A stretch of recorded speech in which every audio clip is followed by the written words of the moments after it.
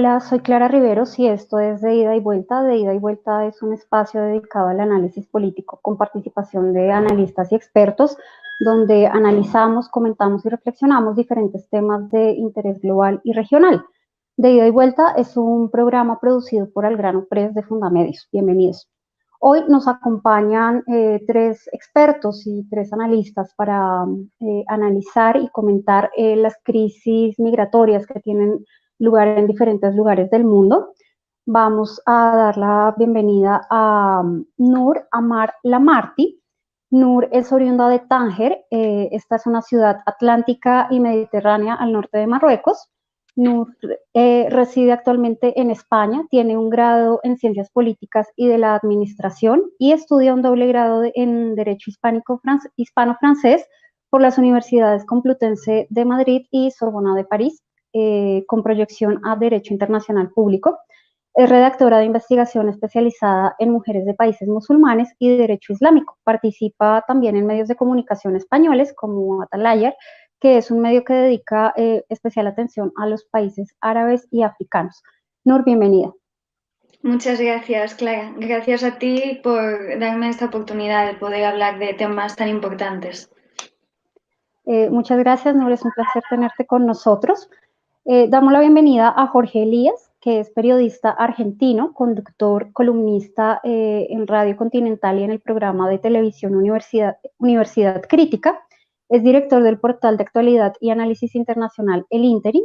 Es consultor del Consejo Argentino para las Relaciones Internacionales y miembro del Instituto de Política Internacional de la Academia Nacional de Ciencias Morales y Políticas de Argentina, así como del Foro de Periodismo Argentino, que conocemos como FOPEA. Fue corresponsal en Estados Unidos, México y Canadá, cubrió elecciones, conflictos, guerras, sucesos de carácter político, económico y social en todos los continentes. Ha mantenido entrevistas con más de medio centenar de mandatarios. Jorge también investigó crímenes contra periodistas para la Sociedad Interamericana de Prensa durante 9 años y su trabajo periodístico ha sido reconocido por diferentes instituciones de la Argentina y de otros países. Jorge, es un placer tenerte con nosotros. El placer es mío, bueno, de saludarte a ti, de felicitarte por este emprendimiento, por este de ida y vuelta, y bueno, lo mejor para este programa y los que se vienen, desde luego. Jorge, es una alegría siempre verte y escucharte, así que bienvenido. Va a ser muy interesante tener tus opiniones sobre este tema tan importante. Nuestro tercer invitado es Mohamed Bendris Alami. Él es oriundo de Chaouen, una ciudad azul al norte de Marruecos. Se graduó como ingeniero hidrólogo en Madrid. Luego de trabajar unos años con la administración marroquí, el señor Alami se vinculó a UNICEF, primero como experto nacional y después como experto internacional. Su trabajo con Naciones Unidas lo llevó a interesarse intelectualmente en áreas como la sociología. Ha desempeñado cargos de experto internacional, representante delegado y representante de UNICEF en países de América Latina y África. Ha estado en países como Camerún, Colombia, Guinea Ecuatorial, Senegal, Burkina Faso, República Centroafricana, Chad, Sudán y Siria. Asimismo, ha trabajado con UNICEF en misiones especiales y en contextos de emergencia en Pakistán, Amán, Líbano, Azerbaiyán y Libia, y ha sido director regional adjunto de UNICEF para la región de Oriente Medio, incluida la República Islámica de Irán y el norte de África. Lo anterior significa que entre tantas idas y venidas de Mohamed, él ha estado trabajando unos 30 años con UNICEF, ha vivido en unos 12 países y ha asistido técnicamente a otros 23. Actualmente reside en Marruecos y colabora como analista y consultor en temas relacionados con África y con los países árabes para publicaciones en árabe, francés y español. Señora Alami, bienvenido, es un placer saludarte. Muchas gracias, el placer es para mí también. Y quiero dar saludos a sus honorables invitados y me alegra también de que haya una colega marroquí, que entonces eso facilita mucho mejor para nosotros la discusión. Y es un placer también compartir con todos ustedes los conocimientos que he podido adquirir durante todo este recorrido de 30 años fuera del país. Muchas gracias y suerte para todos nosotros. Muchas gracias, señora Alami. Y antes de comenzar con nuestro primer bloque, que son las crisis migratorias en Asia, África y las Américas, voy a entregar algunos datos para situar a nuestras audiencias sobre los temas que vamos a hablar hoy. En 2018, en Marruecos, 164 países adoptaron formalmente el Pacto Mundial para una Migración Segura, Ordenada y Regular. Esto con la intención de buscar un enfoque común para tratar este tema migratorio. Justamente coincidimos con Jorge en Marruecos ese año cuando estaba ocurriendo este significativo evento.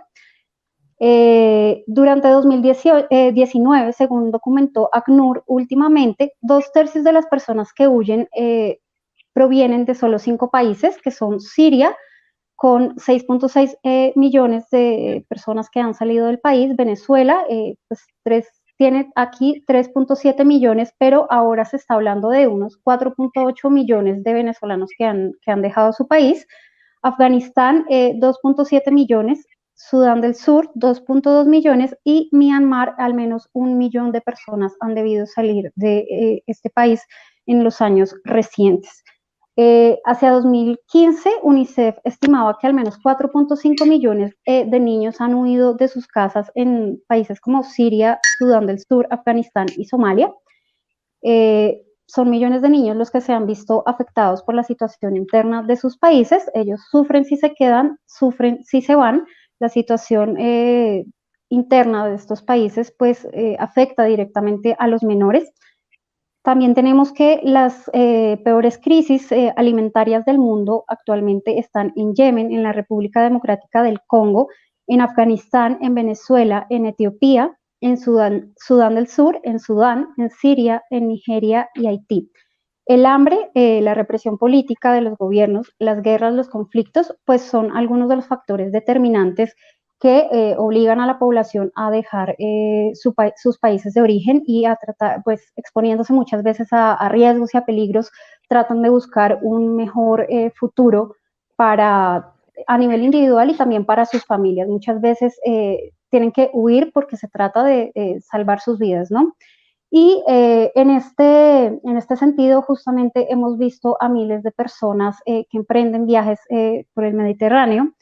Hemos visto imágenes muy impactantes en estos años de personas que tratan de llegar a Europa por esta vía, sin que muchas veces podamos entender muy bien lo que ocurre. Y para esto voy a darle paso a nuestra primera invitada, a Nur, quien nos va a explicar en qué consiste la crisis migratoria del Mediterráneo y cuál es su lectura sobre esta situación.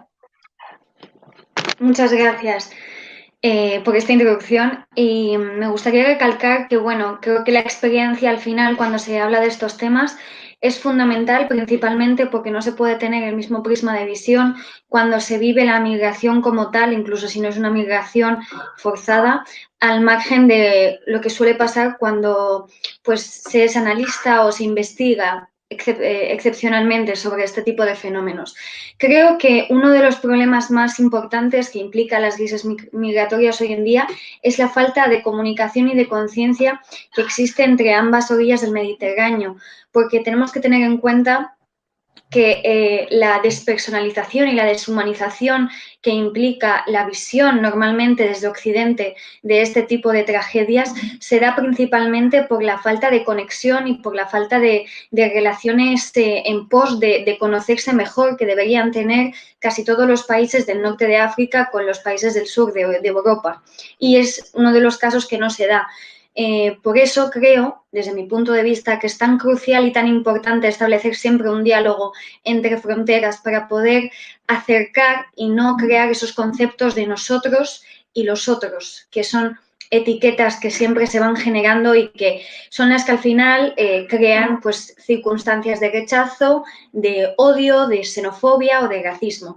Pero yo creo que fundamentalmente debemos tener en cuenta que casi siempre la visión que se da sobre las crisis migratorias es un poco eurocentrista en el sentido de que parece que tiene única y exclusivamente que ver con la gestión de Europa con respecto a los inmigrantes, cuando realmente lo que tampoco existe es un consenso entre todos estos países que tienen y que sufren estas crisis y que sin embargo no reciben ningún tipo de amparo por los países vecinos más cercanos, como por ejemplo puede ser en el caso de la guerra de Siria, en el que tantas personas necesitaban emigrar a Europa porque tampoco se les acogía en los países vecinos. Entonces yo creo que uno de los puntos más fundamentales que debemos tener en cuenta del problema de las crisis migratorias es que la facilidad para acabar con todo el tráfico, con todas las mafias, con toda la trata de personas que también existe en el Mediterráneo inevitablemente, es abrir diálogos y es abrir espacios de unión entre estos países vecinos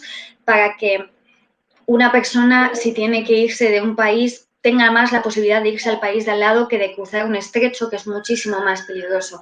Pero bueno, eso ya sería entrar en detalles más profundos. En líneas generales, yo considero que el problema más grave de la crisis migratoria es la falta de comunicación y de gestión de la mayor parte de países que sin estar en circunstancias de crisis por un conflicto bélico, como puede ser Siria, no regulan este tipo de fenómenos. Me refiero en este caso, por ejemplo, a mi país. O sea, Marruecos tiene una responsabilidad con respecto a sus ciudadanos y debe tener una responsabilidad con respecto a todas estas personas que quieren migrar y ven la necesidad de migrar porque no encuentran ningún tipo de futuro ni de posibilidades. De hecho, una de las cosas más fuertes que nos encontramos hoy en día son los menores extranjeros no acompañados, lo que es un drama completamente.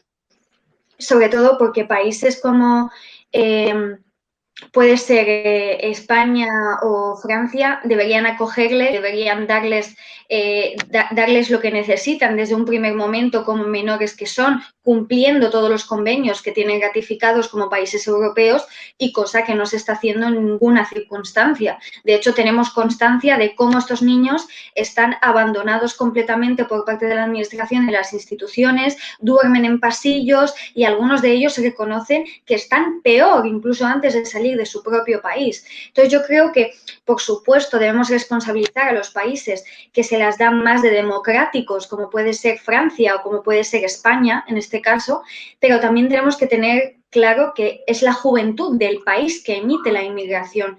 Por lo tanto, tiene una responsabilidad muy importante, sobre todo en lo que implica los menores de edad. O sea, los menores de edad no son mercancía que nos podamos pasar como hacen muchas veces los países, como si fuese una pelota. No, quédatelos tú, no, me los quedo yo, no. O sea, no es mercancía. Son niños que se merecen tener un futuro digno, son niños que han tenido que salir de circunstancias muy difíciles, muy horribles, y son niños que crecen con la fobia de seguir viviendo en su país porque no tienen las oportunidades que merecen y que necesitan para prosperar en la vida.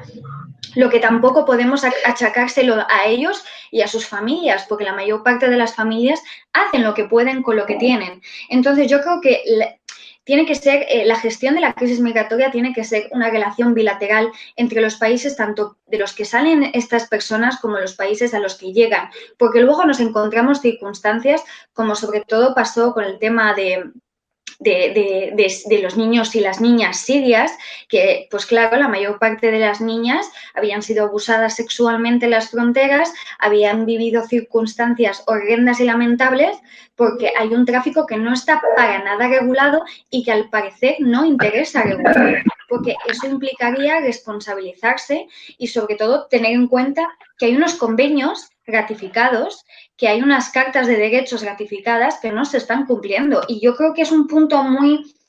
Parece que estamos hablando de cosas un poco, ¿cómo explicarlo? Un poco abstractas, ¿no? Esto de los convenios y demás, pero son obligaciones que tienen países como, por ejemplo, España o sobre todo los países europeos, que supuestamente deben ser ahora mismo la cuna de los derechos humanos, tienen por obligación cumplir con los procedimientos que les implican estos convenios y no lo hacen. No lo hacen incumpliendo el derecho internacional como tal.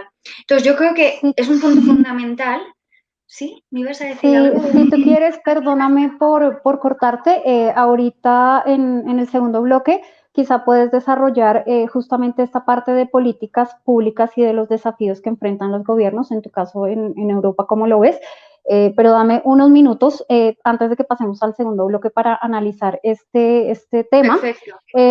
Quiero, porque creo que lo que tú estás mencionando justamente es muy relevante y quería destacar que la semana pasada tuvimos aquí a un embajador argentino que justamente terminaba su intervención señalando que frente a este tema de las crisis migratorias que tienen lugar en el mundo, aunque no era el tema que en ese momento estábamos analizando, pero él trajo a colación el tema de que había tenido algún encuentro con el Alto Comisionado para los Refugiados y es, sí, por un lado, está claro que Europa no ha estado como a la altura del desafío migratorio, pero no podemos también perder de vista el origen de los migrantes, y es lo que justamente tú estás comentando aquí también, de países que por muchas razones son emisores de migrantes y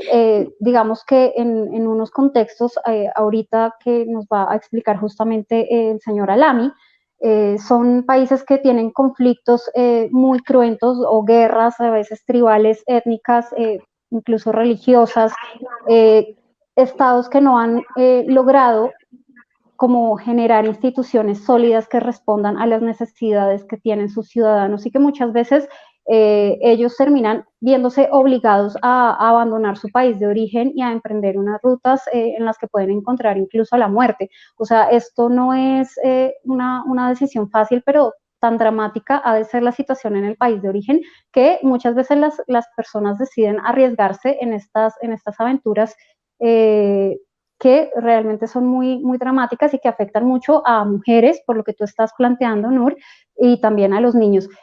Señora Lamy, quisiera, tú has estado trabajando el tema de estos países que tienen guerras y conflictos y pues que mencionábamos al comienzo. ¿Cómo ves tú desde una dimensión política, pero principalmente humanitaria, la situación de estos países que pues hoy tienen las crisis migratorias más cuantitativamente más graves en el mundo? Muchas gracias, Carla, y gracias a mi compatriota, porque también han dado muchas indicaciones que nosotros compartimos perfectamente. Cuando hablamos de crisis humanitaria, pues está el aspecto económico y está el aspecto puramente humanitario. Y para el aspecto humanitario, por eso se han preparado convenciones, protocolos y muchos instrumentos jurídicos internacionales para que haya un sentido común, para que haya una plataforma de arreglar, de intervenir en ese tipo de conflictos, sobre todo cuando se trata de situaciones de guerra. El papel que tenemos en Naciones Unidas, desafortunadamente, como agencias como UNICEF o como los refugiados, somos como los bomberos. Intervenimos después a posteriori para intentar de apagar el fuego, para intentar de aliviar el sufrimiento de estas personas, etc. Pero yo creo que a nivel político, a la gran política, que trata de economía, que trata de equilibrios geoestratégicos, es muy importante que esos países fuertes, normalmente que manejan la economía de este mundo, ellos también tienen que tener en cuenta estos, digamos, consecuencias fatales para la humanidad y para los niños en particular. Por ejemplo, el caso de Siria, yo estuve en Siria entre 2000 y 2003, un país tranquilo que no tenía deudas, casi tenía digamos, una economía que mandaba bien, que producía el 65% de sus medicamentos, que tenían su agricultura, tenían sus entradas de fuera, porque tiene mucha diáspora en Venezuela, en Argentina, en Colombia, en muchos países de América Latina en particular, Oriente Medio. Claro, no fue un país muy, digamos, muy democrático. Había muchas interferencias de los agentes de seguridad, Mujamarat, no hay democracia, el partido único, o sea que el poder no quiso compartir la gobernabilidad de ese país con otras tendencias políticas. Es también muy compósito de etnias, tienes al sunni, tienes a chiita, tienes a los otras, a los cristianos con toda la tipología que conocemos. Entonces era un país bastante frágil. Pero el problema no fue para arrancar la guerra en ese país. El problema, en mi punto de vista, es más bien una conspiración regional. Ahí tienes a Irán, tienes a Rusia, tienes a la Arabia Saudita, tienes a los Emiratos, tienes a Turquía del otro lado, tienes a Israel incluso que interviene de vez en cuando para dar una paliza. Y todo eso ha hecho que nos encontramos con 5 a 14 millones de sirios que están en una pobreza absoluta, casi unos 6 millones que se fueron fuera, están en Turquía, 3 millones y más, están en Jordania, había 1 millón y pico antes, ahora creo que estamos alrededor de 800.000, están en Líbano, que es también otro país muy frágil, están en Irak, están en Marruecos, en Argelia, en Túnez, en todas partes del mundo. O sea que la población siria se evaporizó totalmente, el país está destruido. Nos preguntamos, la convención está ahí, todas las convenciones están. Derechos del niño, derecho contra discriminación contra la mujer, los extranjeros, todo esto, hay un montón de convenciones que se han firmado, se han ratificado, pero la implementación, la ejecución, todo esto pues no se hace. O sea que yo diría que es una responsabilidad colectiva. No la tiene ni el país emisor, ni el país receptor, que los que están detrás de las guerras, los que quieren vender armas, los que quieren tomar posiciones en un país determinado, los que quieren agarrar un cacho de terreno, los que quieren destruir la investigación científica de un país. O sea que los objetivos son muy diferentes.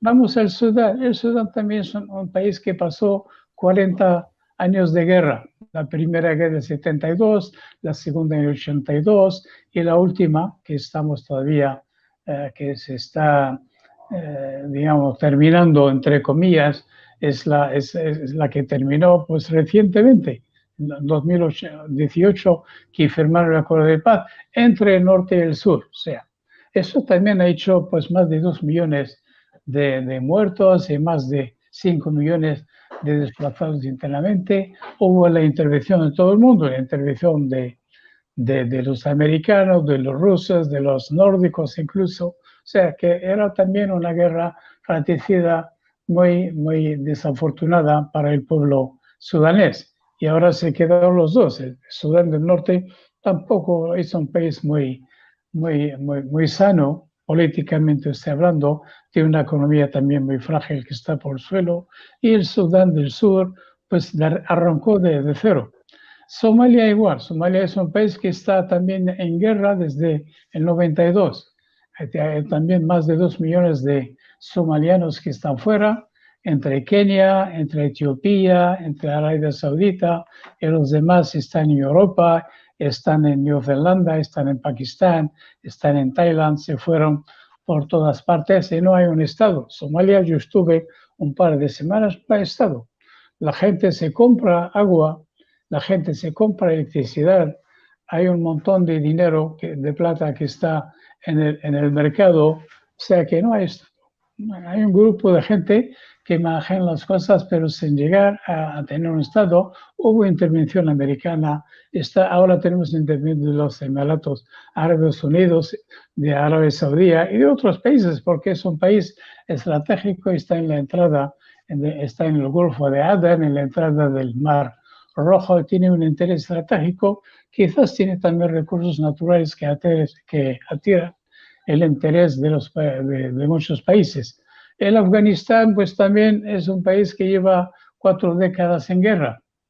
La primera guerra que arrancó en el 70 y pico, tenemos el Talibán, tenemos los Mujahideen contra el NATO y el gobierno de Kabul. Es un país también que está totalmente destrozado. Llevan 4 décadas de guerra y los niños están fuera, pues una buena parte está en Pakistán y en Irán también, son entre unos 3 millones que están entre los dos países y otros que están dispersos en todo el mundo y hasta ahora no se consigue hacer de ese país un país sostenible, un país que funciona de mismo, que se ocupa de sus niños, que se ocupa de sus mujeres. Y entre esto y lo otro, pues hablamos que, como ya se habló, para no repetirme, de la violación de las mujeres, del abuso, de la discriminación, de la expulsión de otra parte de la población de cada país. Y pero desafortunadamente vemos que la gente está tranquila, cada uno en su rincón. Hablamos de las convenciones, de los protocolos, de toda digamos, los reglamentos internacionales, pero con muy poca eficacia para hacerles respetar, para hacerles tomar su posición como se debe, y que la comunidad internacional sea el guardián y la garantía para el cumplimiento con todos estos instrumentos legislativos internacionales, que no es el caso. Incluso Naciones Unidas ahora pues es incapaz en muchos conflictos de intervenir, de hacer digamos, de hacer una acción pacífica, porque el Consejo de Seguridad tampoco presta mano fuerte al secretario general para que tomen decisiones para acabar con muchos conflictos que vemos estos días. Este es el panorama general. No he querido, digamos, estar más preciso en caso por caso, pero este es el panorama, No, el panorama es general que una, estamos viendo todos. Gracias. Es una mirada muy pertinente, señora Lamy. Te agradezco mucho ponernos en contexto para tratar de entender lo que ocurre en esos lugares del mundo donde hay severas crisis institucionales, políticas, económicas que empujan a mucha gente a emigrar. Y voy a pasar rápidamente a este lado del Atlántico con Jorge para que nos hable del contexto de las crisis migratorias que tienen lugar hoy en las Américas. Jorge conoce muy bien las Américas, él ha estado en ejercicio de su profesión en Estados Unidos, en México, en Canadá, en Centroamérica, conoce también muy bien. Así que podrá darnos algunas ideas de estas crisis que hoy tienen lugar y también de lo que se podría percibir como una cierta instrumentalización de las crisis migratorias en contiendas electorales, ¿no? Por ahí va lo que hemos visto en Estados Unidos últimamente. También tenemos el tema de la crisis migratoria centroamericana y pues de la gran crisis migratoria de América Latina que tiene lugar ahorita con la población venezolana. Jorge, ¿cómo ves estas crisis migratorias que hoy tienen lugar en las Américas? Básicamente no hay gran diferencia con lo que ocurre en Europa. Es decir, hoy estamos viviendo la mayor crisis migratoria desde la Segunda Guerra Mundial. 1 de cada 97 son desplazados, es decir, que están dentro de sus países o son refugiados o intentan ser refugiados y hallar refugio en otro continente, en otro país. El caso de la Unión Europea, que recién comentaban, allí se le ha puesto a Turquía determinado dinero para que contenga justamente a aquellos que llegaran de Siria. Turquía no cumple, ahora pasa a ser Grecia la valla de contención y aparecen líderes ultraderechistas, como es el caso de Matteo Salvini en Italia o de Víctor Orbán en Hungría, que son totalmente renuentes a recibir refugiados. Si pasamos a América Latina, bueno, la gran ola migratoria comenzó en los años 80 con la crisis de América Central. Allí, a partir de guerras civiles y demás, empezó la migración masiva hacia los Estados Unidos, al margen de que los Estados Unidos siempre han sido receptores, sobre todo de centroamericanos y también de mexicanos. En 2014, cuando todavía era presidente Barack Obama, llegó un punto en que dijeron, bueno, hay que frenar esto porque están llegando muchos niños. ¿Y cómo llegan a Estados Unidos? Bueno, primero parten de sus países, especialmente Honduras, El Salvador y Guatemala, que es lo que se llama Triángulo del Norte. Parten de esos países, cruzan México, que es absolutamente peligroso. En su momento lo hacían en un tren que se llamaba La Bestia, un tren de carga, y cruzaban México, surcaban México de sur a norte para cruzar el río Bravo, como se lo llama, el que divide a Estados Unidos de México. De ahí lo de espaldas mojadas, guiados por coyotes. Los coyotes son aquellos a los que se les paga para que te guíen en ese azaroso recorrido hacia lo que vendría a ser la tierra prometida, que es Estados Unidos. Otro tanto ocurrió con Cuba. En su momento, bueno, era llegar y poner un pie en la orilla de Estados Unidos, es decir, en arena, el pie seco, para que en Estados Unidos pudiera ser recibido, sobre todo en Florida. En los últimos años, en particular, la crisis se ha dado en Venezuela, es decir, ha sido otro país emisor de refugiados por crisis política, por crisis económica, por violencia extrajudicial de parte del Estado, por una neodictadura, por no llamarlo dictadura a secas, que asedia contra su propia población y que no vacila en violar los derechos humanos. Otro tanto ocurre en Nicaragua. El Nicaragua de Daniel Ortega, que prometía ser otra cosa y terminó siendo bastante parecido. La cuestión es que, decías bien clara, que hay un año electoral en este momento en Estados Unidos, que Donald Trump alza o iza la bandera de America First, es decir, los americanos primero, y llega a un acuerdo, que es el mismo acuerdo al que había llegado Obama con Peña Nieto, quien era presidente de México, un acuerdo para contener a aquellos que pasen la frontera, y también llega a un acuerdo con el gobierno de Guatemala para que se convierta en tercer país seguro. Esto de tercer país seguro es una gran discusión que se está dando, que se da en Naciones Unidas, porque desde 1951, desde la convención de ese año, ningún país tiene obligación de ser tercer país seguro. El único que lo es Canadá, desde 2002 con Estados Unidos. Es decir, aquel que no es bienvenido en Estados Unidos debe ir a ese tercer país seguro, probar allí que tiene determinadas condiciones para poder vivir en Estados Unidos. La cuestión es que se complica esto más que todo por razones políticas. Y las razones políticas tienen que ver, uno, la campaña en Estados Unidos, por la cual Trump inclusive hoy está al borde de firmar una ley ejecutiva para suprimir lo que son las visas F1, es decir, las visas de estudiantes. Es decir, no quiere no americanos en su propio territorio. Eso responde a un sector del electorado duro, que es el que lo sigue. Dos, Andrés Manuel López Obrador, el presidente de México, bueno, acordó efectivamente cerrar su frontera sur, mandar a la Guardia Nacional para que los centroamericanos no ingresen en su territorio y de ese modo tampoco vayan hacia los Estados Unidos.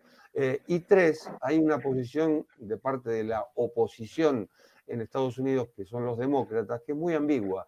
Es decir, no apoyan en forma determinante la política de Trump, pero tampoco la invalidan, porque, bueno, fue el mismo Barack Obama el que firmó acuerdos en su momento para evitar la migración masiva de aquellos que provienen del Triángulo del Norte, donde no solo hay pobreza y desigualdad, sino también hay violencia, lo que se llama maras, es decir, las pandillas que asolan a la población y que, sobre todo, bueno, castigan a los más jóvenes y a las mujeres.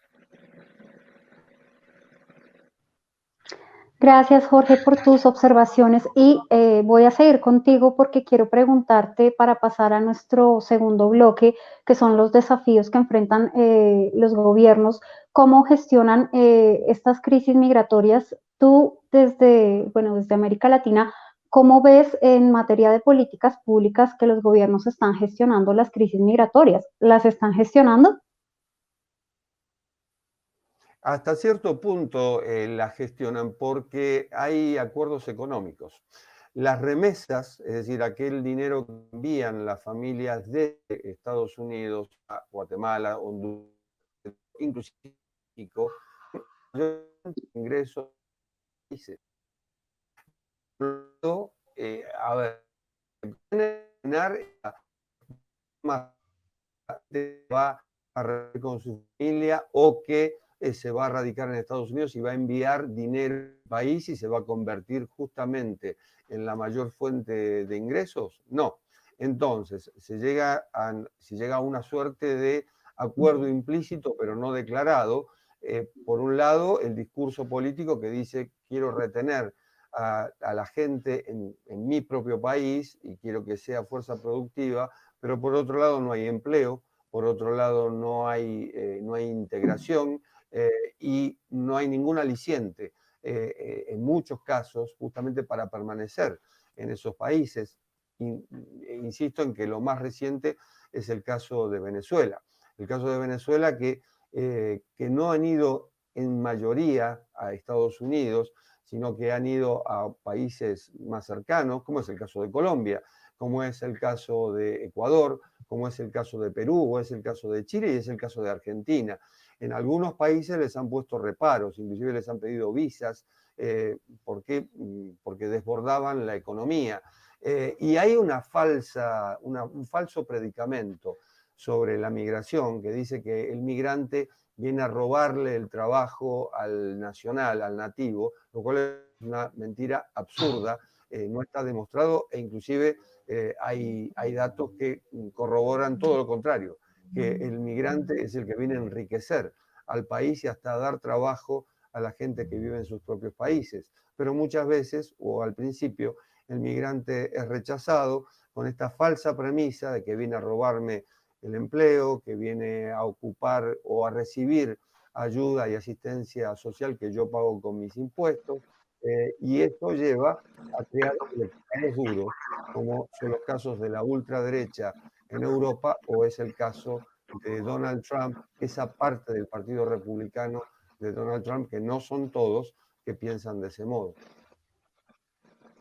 Muchas gracias, Jorge. Pues justamente en Colombia es donde, por la misma geografía, al ser el país vecino de Venezuela, donde ha llegado más cantidad de inmigrantes venezolanos, se habla de unos 2 millones, los que tienen la manera de continuar la travesía hacia el sur, buscando justamente países con un nivel de desarrollo y de ingreso más alto. Los que no tienen la posibilidad se han quedado acá y bueno, la pasan mal, son familias enteras con niños y justamente en este contexto de la pandemia, pues las condiciones han afectado todavía más la situación de los inmigrantes. Voy a ir con Nur para que nos hable de los desafíos que enfrentan los gobiernos europeos, pero particularmente el gobierno de España, que es el país en el que ella reside. Y te voy a pedir que intentes concretar mucho la respuesta porque se nos está acabando el tiempo y no quisiera que dejáramos como temas sin tratar. Vale. Yo lo voy a resumir en 4 puntos principales, ¿vale? En primer lugar, yo creo que hace falta sentarse a hablar y dialogar con personas que realmente son conocedoras de qué implica la inmigración, de qué supone la inmigración y de hacia dónde se puede llevar las políticas en función también a las necesidades de los propios migrantes y no solo por las necesidades que tenga el país. O sea, se tiene que dejar de percibir a los inmigrantes como personas que simplemente pues, pueden trabajar en invernaderos en trabajos que los españoles no quieren hacer o pueden, por ejemplo, aumentar la tasa de natalidad de una determinada comunidad autónoma. O sea, debe acabar el utilitarismo y la perspectiva utilitarista que se tiene desde la propia comunidad europea en general o en España en concreto sobre los inmigrantes, porque es la única manera realmente de humanizar lo que significa migrar, lo que significa volver a empezar desde cero, porque al final es lo que supone la inmigración, volver a empezar en un país que no se conoce prácticamente de nada desde cero.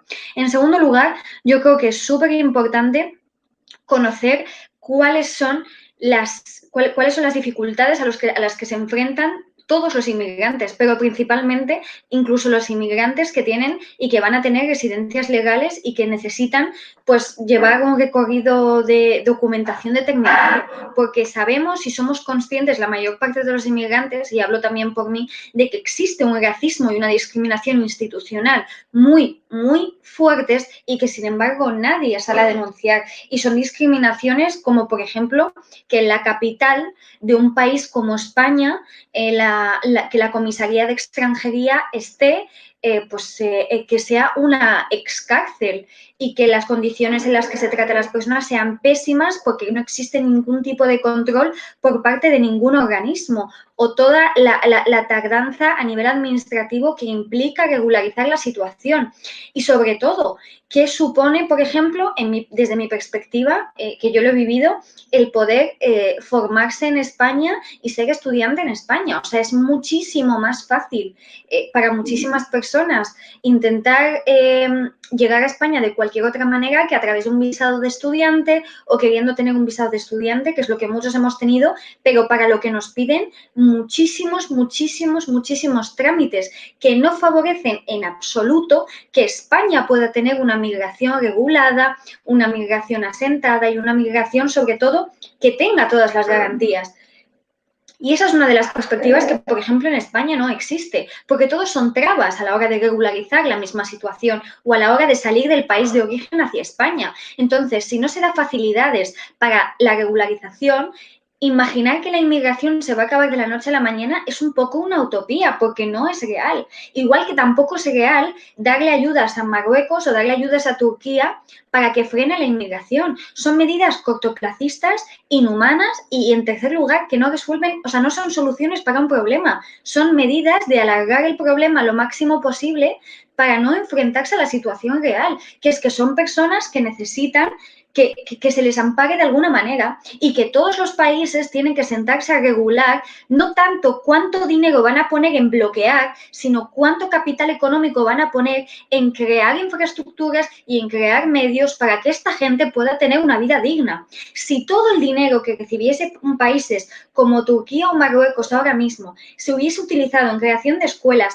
en creación de centros, en creación de ayuda humanitaria para estas personas, las circunstancias que están viviendo serían muy diferentes. El problema, por ejemplo, que tiene España con Marruecos con respecto a los menores extranjeros no acompañados, con el capital económico que existe y que se da a Marruecos, se podría haber utilizado también para crear centros para todos los jóvenes que desde los 8 años de edad son conscientes y tienen la necesidad absoluta porque viven en la miseria más absoluta de cruzar el estrecho. Entonces, si se invierte más en crear y darles otras salidas a estos niños, podríamos en parte estar regulando la situación. Por supuesto que no es una solución a corto plazo, no lo es, pero es que no necesitamos soluciones a corto plazo, porque no va a desaparecer con soluciones a corto plazo, no va a desaparecer porque pongamos más gendarmes marroquíes en la frontera de Ceuta, no va a desaparecer porque Turquía o Erdogan decidan abrir o cerrar una frontera, los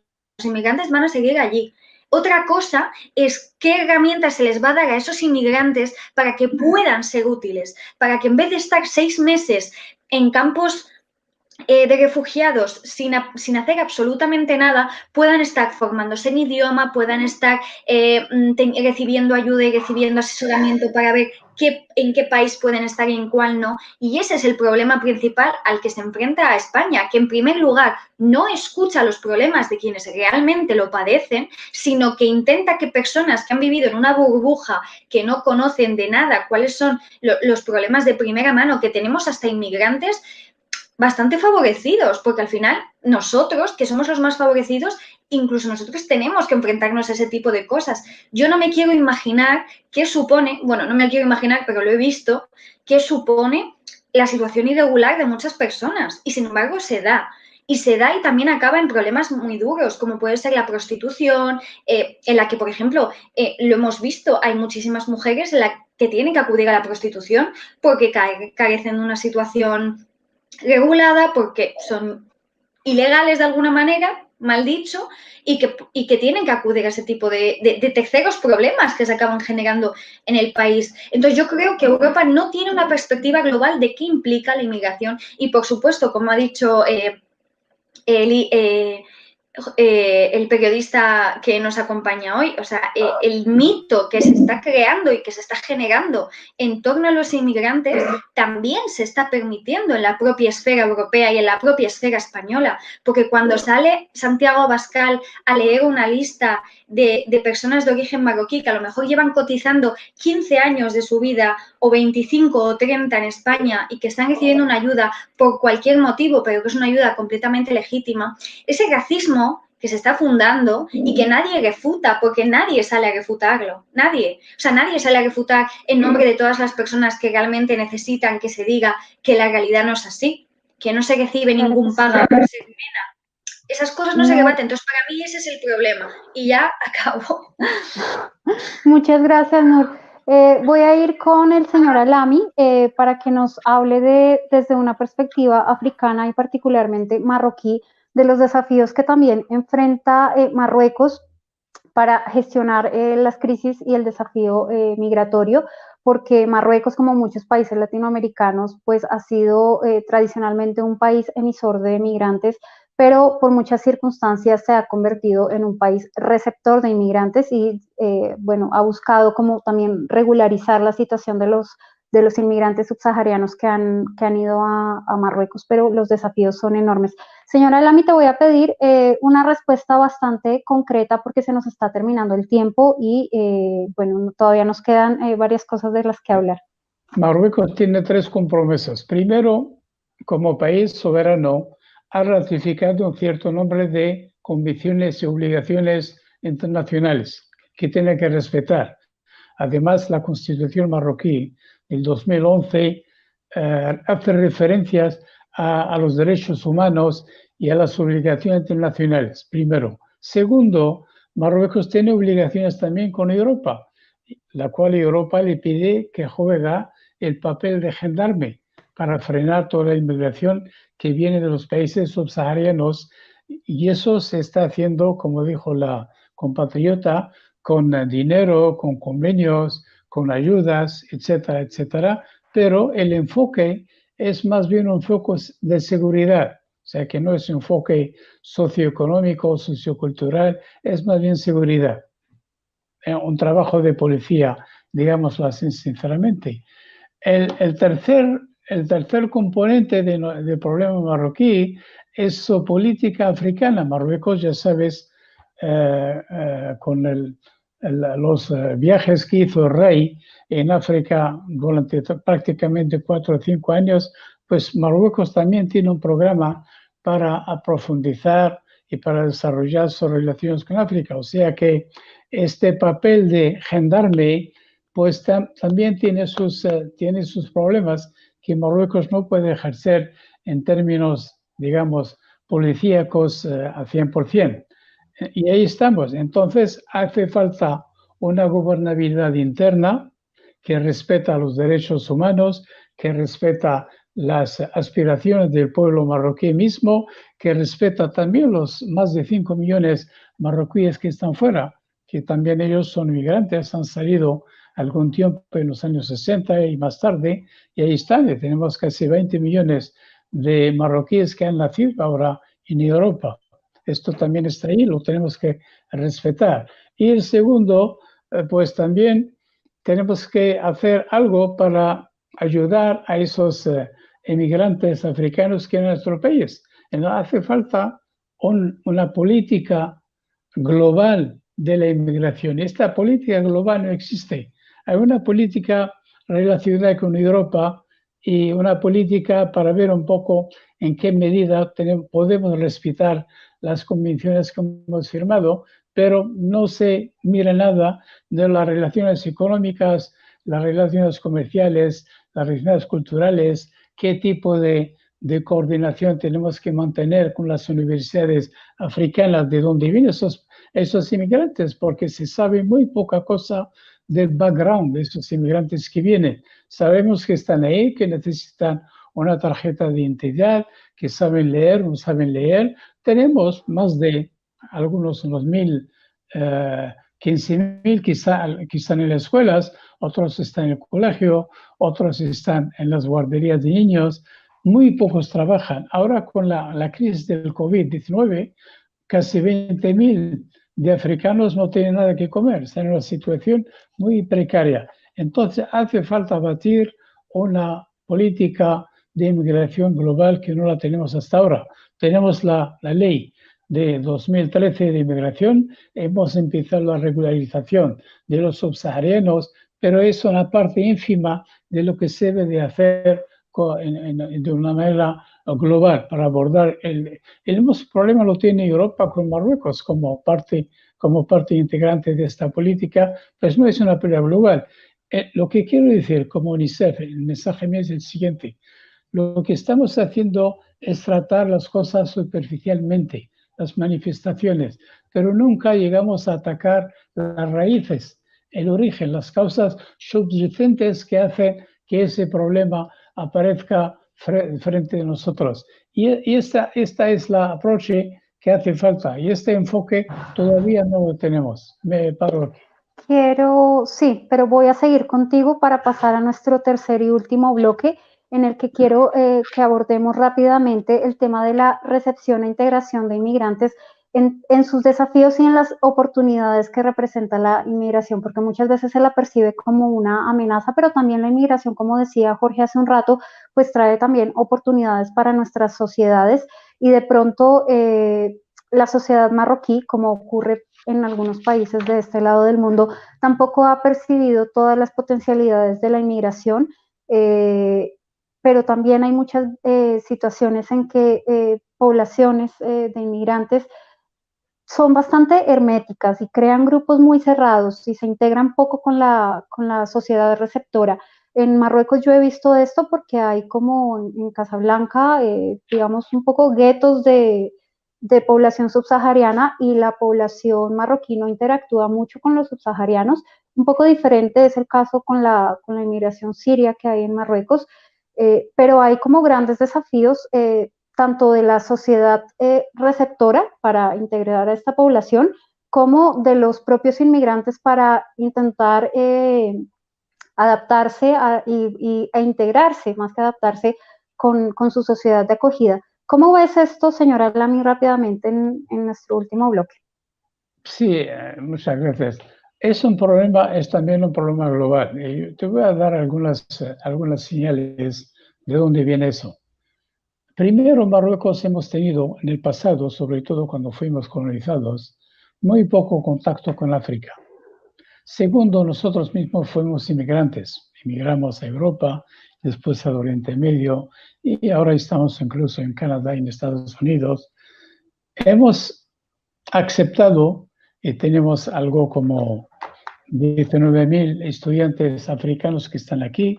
Hemos formado algo como 400.000 cuadros africanos que están en todas partes, pero no tenemos una política de seguimiento, o sea, el contacto con los subsaharianos que han beneficiado de becas o de formación aquí en Marruecos, pues tenemos poco contacto. ¿Por qué? Porque nuestras embajadas hacen una diplomacia muy administrativa, no es una democracia, digamos, una diplomacia innovadora.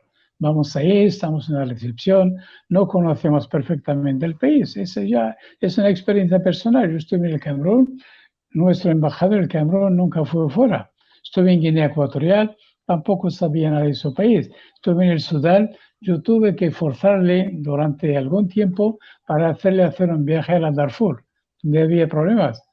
Y no, hablo de Marruecos, lo mismo se puede hablar de muchas capitales también de los países árabes. Los árabes están ahí, por ejemplo, el Sudán, donde estuve, todo el mundo ayuda, excepto los países árabes, en particular del Golfo, que tiene plata.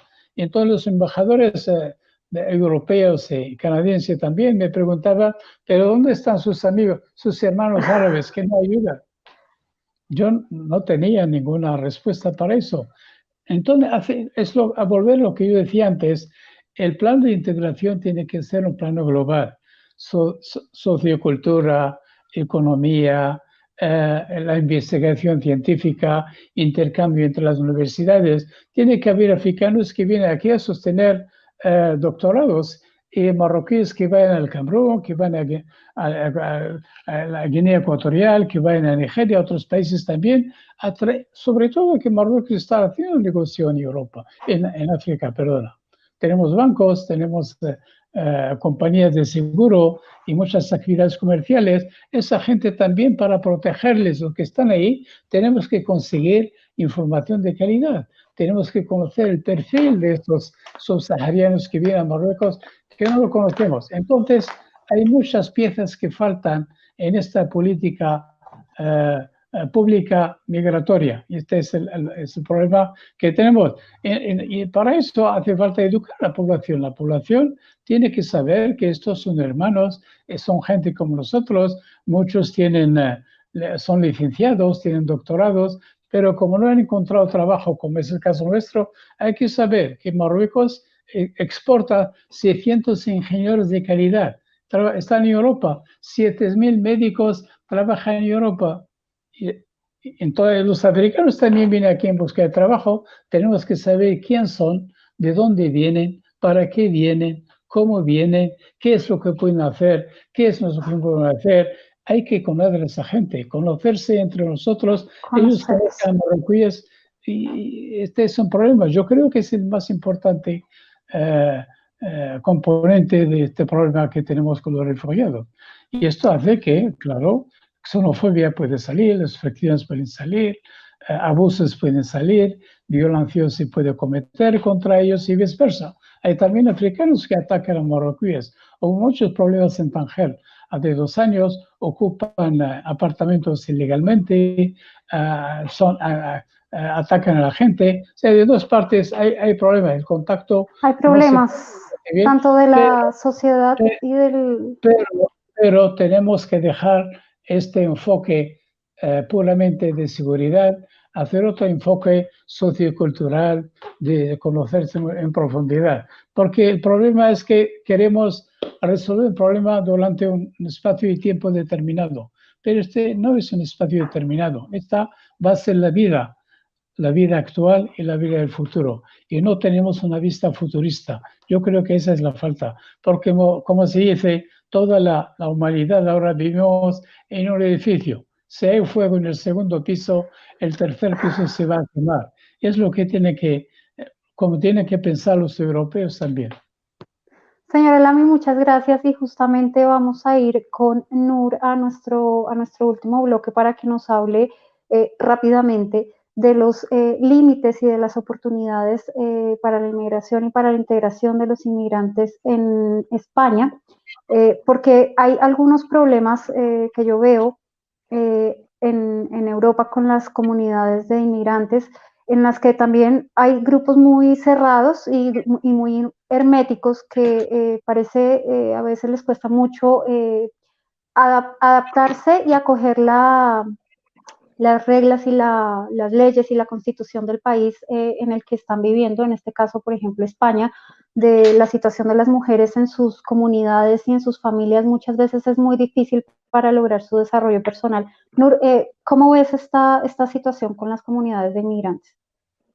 Yo creo que es un tema muy, muy, muy, muy delicado y creo que sobre todo es un tema en el que no somos del todo, no podemos tener una verdad absoluta porque cada circunstancia es diferente, cada solución, por lo tanto, va a ser diferente, pero lo que está claro es que las generaciones van cambiando, los propios países que han emitido migración en un momento determinado, pues van evolucionando y, por lo tanto, el problema muchas veces es que los propios migrantes suelen trasladar una concepción de, pues, tanto cultural como social, como de las relaciones entre hombres y mujeres, como de las concepciones sobre las libertades de las mujeres, que bueno, que no es del todo acorde a cómo debería ser en un país democrático y cómo debería ser en un país que respeta la libertad de las mujeres y que por lo tanto es un país que defiende la igualdad en todos los casos y eso se refleja mucho en las comunidades de marroquíes y extranjeros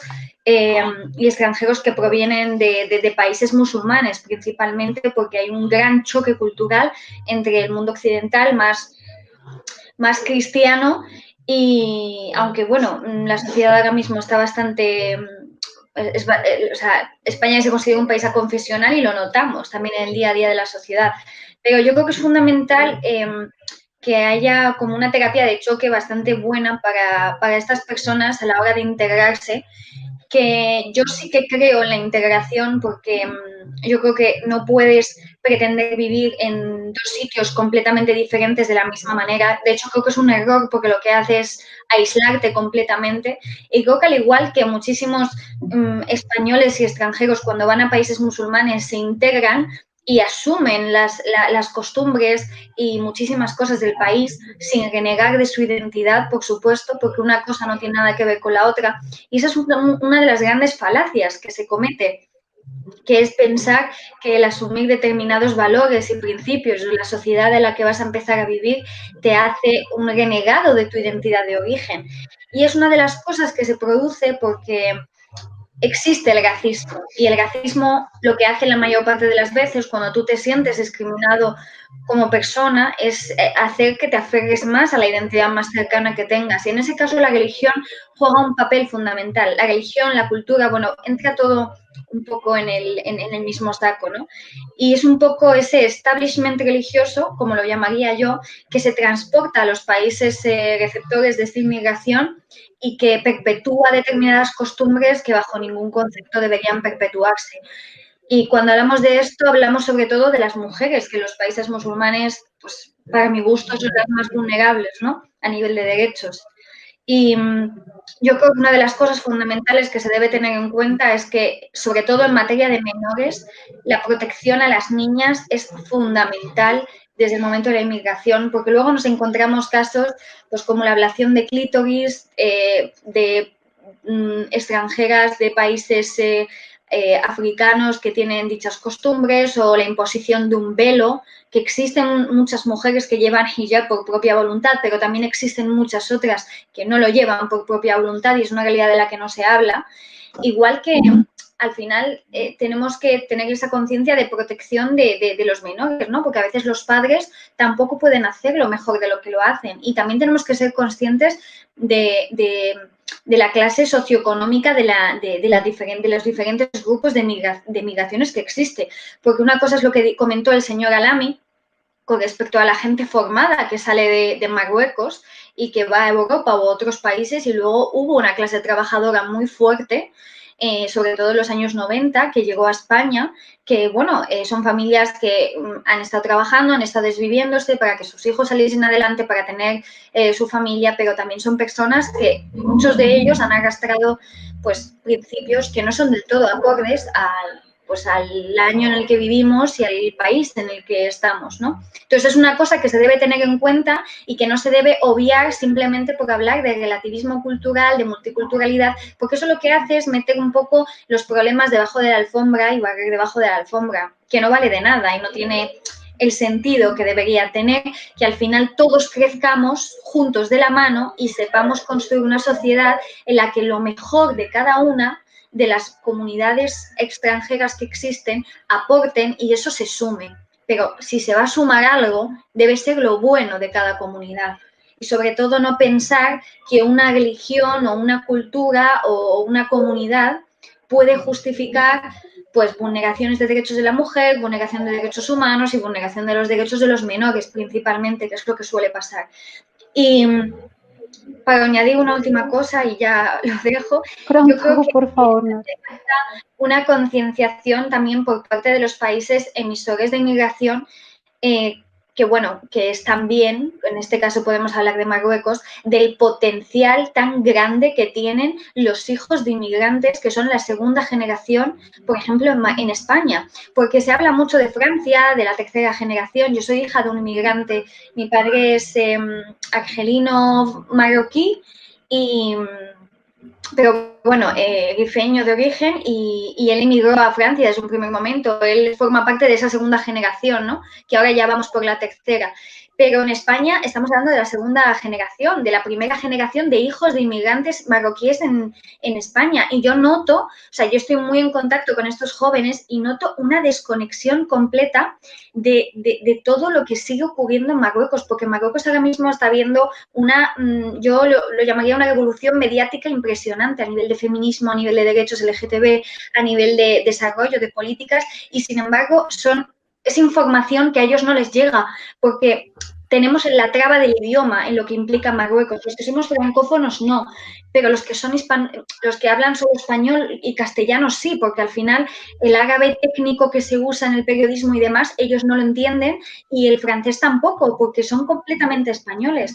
Entonces, tenemos que tener en cuenta que hispanizar la información en Marruecos, siendo conscientes de cuántos miles de marroquíes jóvenes, formados, que están en las universidades, que son profesionales, que son personas con intenciones de progreso, que tienen buenos ideales, que pueden ayudar a evolucionar a Marruecos y a crecer democráticamente, a mejorar en todos los sentidos, yo creo que no se está teniendo en cuenta de todo ese potencial, porque a menudo son personas que quieren contribuir a la mejora del país de origen de sus padres y de su país de origen al final y al cabo, porque una de las cosas yo creo que es más bonita en las comunidades marroquíes, concretamente en España, es que no se ha perdido ese sentido de origen, ¿no? Entonces yo creo que... Nur, has tocado temas muy importantes, perdóname que te interrumpa, me encantaría escucharte, pero es que se nos está acabando el tiempo y tengo que dar paso a Jorge para que participe en nuestro último bloque.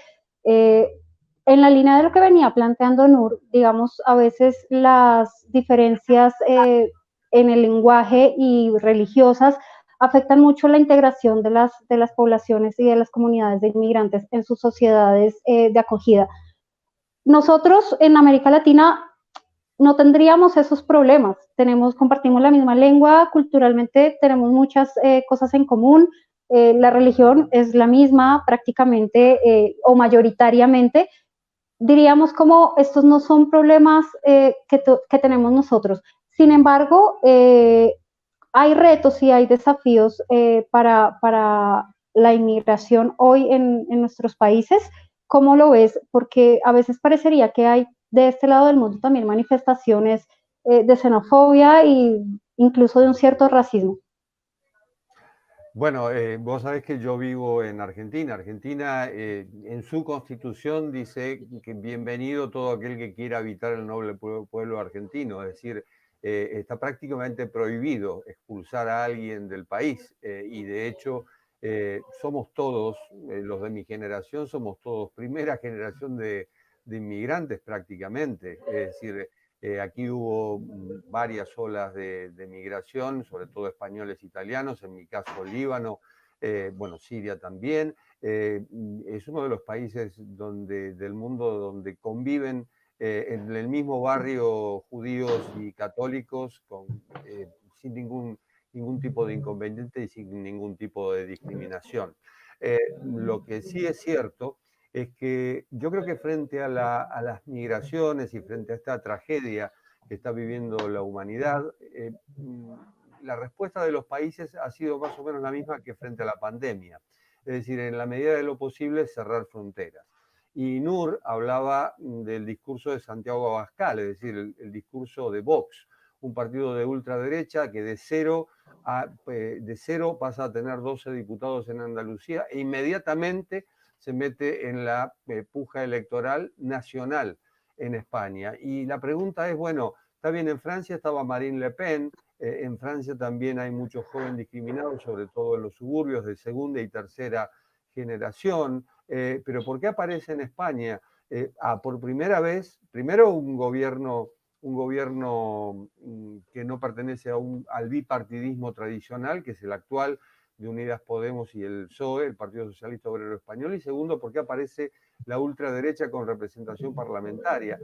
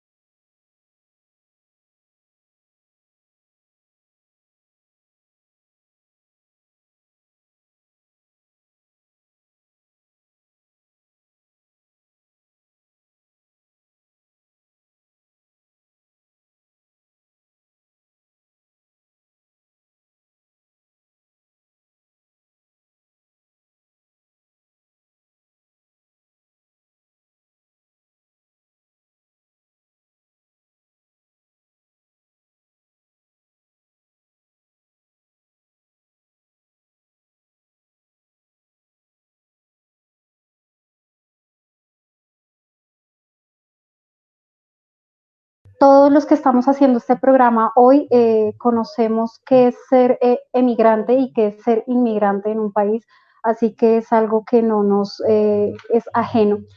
A ustedes gracias por acompañarnos y nos vemos en una próxima edición de Ida y Vuelta para ver lo que está ocurriendo en algún otro lugar del mundo.